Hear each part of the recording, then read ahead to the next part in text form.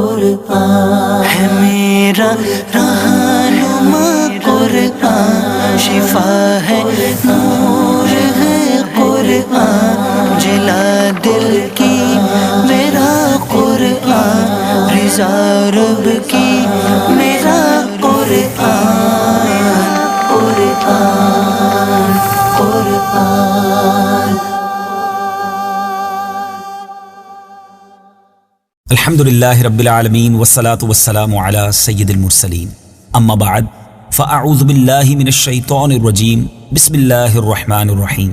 میٹھے میٹھے اسلامی بھائیوں اور مدنی چینل کے ناظرین، سلسلہ ہے ایک قصہ ہے قرآن سے۔ قرآن ہے میرا رہنما قرآن، شفا ہے نور ہے قرآن، جلا دل کی میرا قرآن، رضا رب کی میرا قرآن، قرآن قرآن۔ قرآن مجید کے پیارے پیارے مختلف اور خوبصورت واقعات ہم اس سلسلے میں سنتے ہیں۔ آج جو قصہ آپ کو سنانا ہے بڑا ہی انوکھا ہے اور شاید آپ کی معلومات میں بہت زیادہ اضافے کا باعث ہوگا۔ آج دنیا بھر میں قتل و غارت گری بڑی عام ہے اور یقیناً یہ افسوسناک بھی ہے، لیکن کیا آپ یہ جانتے ہیں کہ دنیا میں سب سے پہلا قتل کب ہوا تھا، کس کا ہوا تھا، کیوں ہوا تھا، قاتل کون تھا اور مقتول کون تھا؟ یہ سب کچھ قرآن مجید فرقان حمید میں موجود ہے، اور آج قرآن پاک کا یہ واقعہ ہم نے سننا ہے۔ سب سے پہلا قاتل اور سب سے پہلا مقتول۔ روئے زمین پر سب سے پہلا قاتل قابیل اور سب سے پہلے مقتول حابیل ہیں۔ قابیل و حابیل یہ دونوں حضرت آدم علیہ نبینا علیہ الصلوۃ والسلام کے فرزند ہیں۔ حضرت آدم علیہ الصلوۃ والسلام کی اولاد کا نکاح کا دستور یہ تھا کہ ایک حمل میں ایک لڑکا اور لڑکی جو پیدا ہوتے تھے وہ دوسرے حمل کے لڑکا اور لڑکی سے ان کا نکاح کیا جاتا تھا۔ یعنی حضرت حوا رضی اللہ تعالی عنہا کے یہاں ہر حمل میں، ہر پریگننسی میں ایک لڑکا اور ایک لڑکی پیدا ہوتے تھے، مگر چونکہ وہ ایک ساتھ پیدا ہوتے تھے تو اس دستور کے مطابق ان دونوں کا نکاح ساتھ نہیں ہو سکتا تھا۔ دوسرے حمل میں، دوسری پریگننسی میں جو اولاد پیدا ہوتی تھی لڑکا اور لڑکی، ان کا پہلے حمل والوں سے نکاح ہوتا تھا۔ چونکہ انسانیت کو فروغ دینا تھا، مزید دنیا میں یوں سمجھیے کہ مخلوق کو بڑھانا تھا، تو یہ ایک دستور اس زمانے میں تھا۔ بہرحال اسی دستور کے مطابق حضرت آدم علیہ الصلوۃ والسلام نے قابیل کا نکاح لیوزا سے جو حابیل کے ساتھ پیدا ہوئی تھی کرنا چاہا، مگر قابیل اکلیما سے نکاح کرنا چاہتا تھا جو خود اس کے ساتھ پیدا ہوئی تھی، وہ زیادہ خوبصورت تھی۔ حضرت آدم علیہ الصلوۃ والسلام نے اسے بڑا سمجھایا کہ اکلیما تیرے ساتھ پیدا ہوئی ہے، تمہارا اس کے ساتھ نکاح نہیں ہو سکتا، مگر قابیل اپنی ضد پر اڑا رہا۔ حضرت آدم علیہ الصلوۃ والسلام نے قابیل اور حابیل دونوں سے کہا کہ تم دونوں اللہ کی بارگاہ میں اپنی اپنی قربانیاں پیش کرو، جس کی قربانی قبول ہو گئی وہی اکلیما کا حقدار ہوگا۔ اور اس زمانے میں قربانی قبول ہونے کا طریقہ کیا تھا کہ اپنی اپنی قربانی جو بھی اللہ کی بارگاہ میں وہ پیش کرتے تھے تو آسمان سے آگ آ کر اسے گویا کھا لیا کرتی، جلا دیا کرتی، اور وہی اس کی مقبولیت کی نشانی ہوتی تھی۔ چنانچہ قابیل نے گیہوں کی کچھ بالیں اور حابیل نے ایک بکری قربانی کے لیے پیش کی۔ اب ان دونوں نے اپنی اپنی قربانی رکھ دی۔ آسمانی آگ نے حابیل کی قربانی کو کھا لیا اور قابیل کے گیہوں کو چھوڑ دیا۔ اب اس بات پر قابیل کے دل میں بغض و حسد پیدا ہو گیا اور اس نے حابیل کو قتل کرنے کی ٹھان لی اور حابیل سے کہہ دیا کہ میں تجھ کو قتل کروں گا۔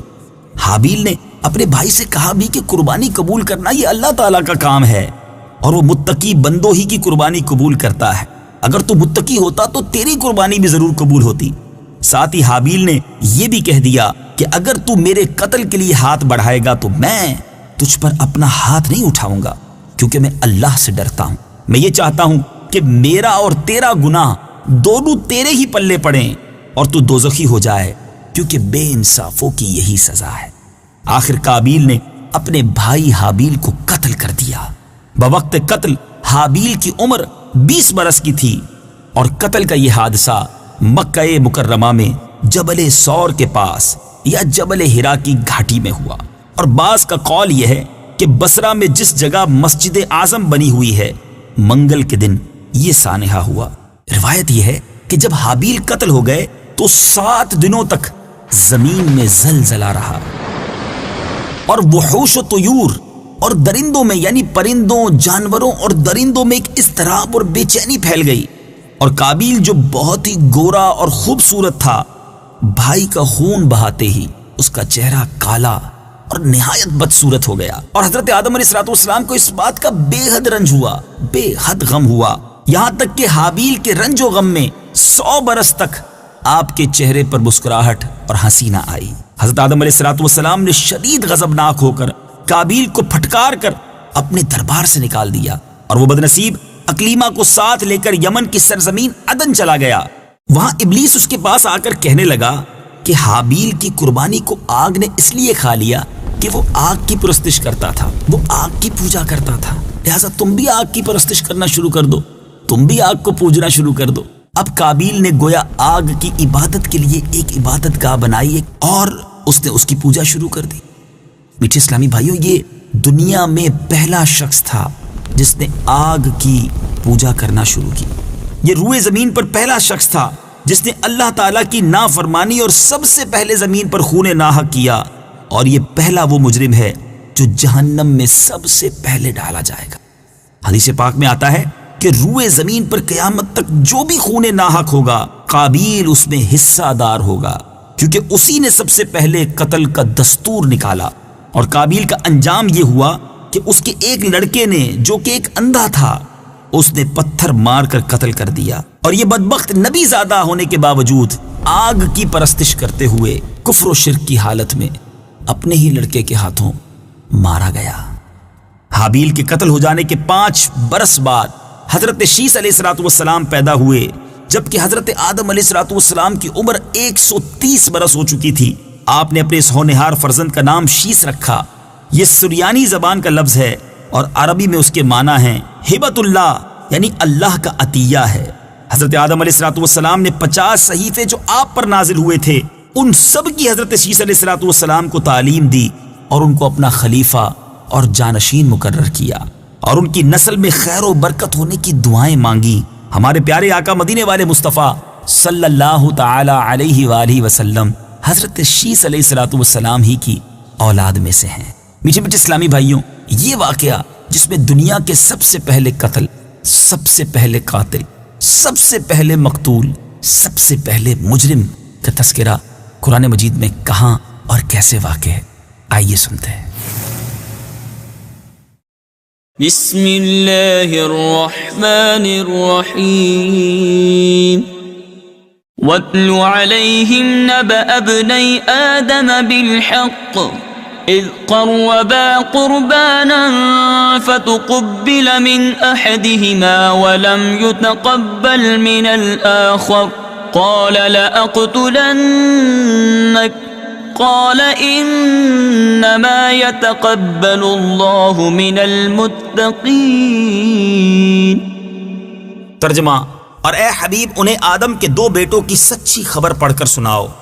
جب دونوں نے ایک ایک قربانی پیش کی تو ان میں سے ایک کی طرف سے قبول کر لی گئی اور دوسرے کی طرف سے قبول نہ کی گئی، تو وہ دوسرا بولا میں ضرور تجھے قتل کر دوں گا۔ پہلے نے کہا اللہ صرف ڈرنے والوں سے قبول فرماتا ہے۔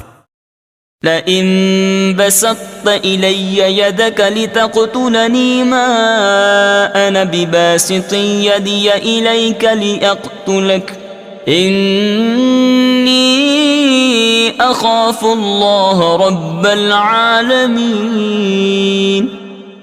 ترجمہ: بے شک اگر تو مجھے قتل کرنے کے لیے میری طرف اپنا ہاتھ بڑھائے گا تو میں تجھے قتل کرنے کے لیے اپنا ہاتھ تیری طرف نہیں بڑھاؤں گا۔ میں اللہ سے ڈرتا ہوں جو سارے جہانوں کا مالک ہے۔ انی اريد ان تبوء بإثمي وإثمك فتكون من اصحاب النار وذلك جزاء الظالمین۔ ترجمہ: میں تو یہ چاہتا ہوں کہ میرا اور تیرا گناہ دونوں تیرے اوپر ہی پڑ جائیں تو تو دوزخی ہو جائے، اور ظلم کرنے والوں کی یہی سزا ہے۔ جی میٹھے میٹھے اسلامی بھائیوں، آپ نے تلاوت قرآن پاک بھی سنی، ترجمہ قرآن بھی سنا۔ واقعہ بھی سنا، سیکھا کیا؟ آئیے کچھ عبرت کے مدنی پھول چنتے ہیں، آپ کی طرف بڑھاتا ہوں، اپنے دل کے مدنی گلدستے میں سجاتے جائیے۔ اس واقعے سے سب سے پہلا جو مدنی پھول ہمیں سیکھنے کو مل رہا ہے کہ دنیا میں سب سے پہلا قتل ناحق جو ہوا وہ ایک عورت کے معاملے میں ہوا، لہٰذا عورت کے فتنے سے ہمیں پناہ مانگنی چاہیے۔ آج کل جو لوگ ایسے عشق کے اور فسق کے معاملات میں مبتلا ہو جاتے ہیں جس میں بے حیائی کا دور دورہ ہوتا ہے، اور اسی وجہ سے نہ جانے کتنے گھر برباد ہو جاتے ہیں اور کتنے لوگ دنیا سے چلے جاتے ہیں۔ ہم سب کو اللہ تعالیٰ حیا کی چادر عطا فرمائے اور بے پردگی اور بے حیائی کے معاملات سے بچنا نصیب فرمائے۔ قابیل نے جذبہ حسد میں گرفتار ہو کر اپنے بھائی کو قتل کیا۔ اس سے معلوم ہوا کہ حسد کیسی خطرناک اور کتنی گہری قلبی بیماری ہے۔ اسی لیے قرآن مجید میں وَمِن شَرِّ حَاسِدٍ إِذَا حَسَدَ فرما کر حکم دیا گیا کہ حاسد کے حسد سے خدا کی پناہ مانگتے رہو، لہٰذا کسی سے حسد نہ کیجیے۔ جیلسی اچھی چیز نہیں ہے، یہ انسان کو اندر سے برباد کر دیتی ہے، اور حسد کرنے والا گویا اللہ پر اعتراض کرتا ہے، کیونکہ وہ کسی کی نعمتیں دیکھتا ہے تو اسے جلن ہونا شروع ہو جاتی ہے۔ ذرا غور تو کیجیے، نعمتیں دینے والا کون ہے؟ عزت، دولت، شہرت، حسن، مقام، یہ سب دینے والا رب ہی تو ہے۔ اگر اللہ نے کسی کو دیا ہے ہمیں کیوں پرابلم ہونی چاہیے؟ تو حسد نہ کیجیے، کیونکہ حاسد خود ہی اپنی آگ میں جلتا رہتا ہے، اور جس سے حسد کرتا ہے اس کا کچھ نہیں بگڑتا۔ اور یہ حسد جو ہے، یہ حدیث پاک کا خلاصہ ہے کہ حسد ایمان کو اس طرح برباد کر دیتا ہے جس طرح سرکہ شہد کو برباد کر دیتا ہے۔ اللہ مجھے بھی اور آپ کو بھی حسد کی بیماری سے محفوظ فرمائے۔ سب کا بھلا سوچتے رہیے۔ بزرگ بڑی پیاری بات کہا کرتے تھے، سب کا بھلا، سب کی خیر، سب کے بھلے میں اپنی خیر۔ تیسری بات جو اس واقعے سے سیکھنے کو ملی کہ خون ناحق کتنا بڑا جرم عظیم ہے، کہ اس جرم کی وجہ سے ایک نبی علیہ الصلوۃ والسلام کا فرزند اپنے باپ حضرت آدم علیہ الصلوۃ والسلام کے دربار سے راندائے درگاہ ہو کر، یعنی مردود ہو کر، کفر و شرک میں مبتلا ہو کر مر گیا، اور قیامت تک ہونے والے ہر خون ناحق کا ذمہ دار، ہر خون ناحق کا حصہ دار بن کر عذاب جہنم میں گرفتار ہوگا۔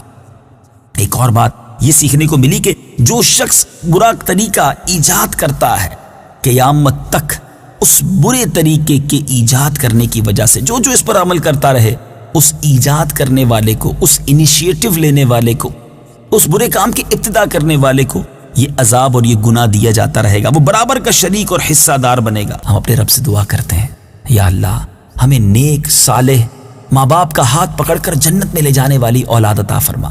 ہم میں سے جو صاحب اولاد ہیں، ہم اللہ کی بارگاہ میں دعا کرتے ہیں، اللہ ہماری اولادوں کو ہماری مغفرت کا ذریعہ بنا، ہمارے لیے ثواب جاریہ کا باعث بنا۔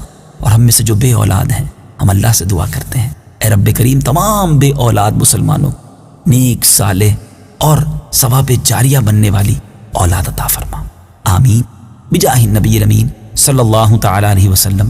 مدنی چینل دیکھتے رہیے، سلسلہ جاری ہے۔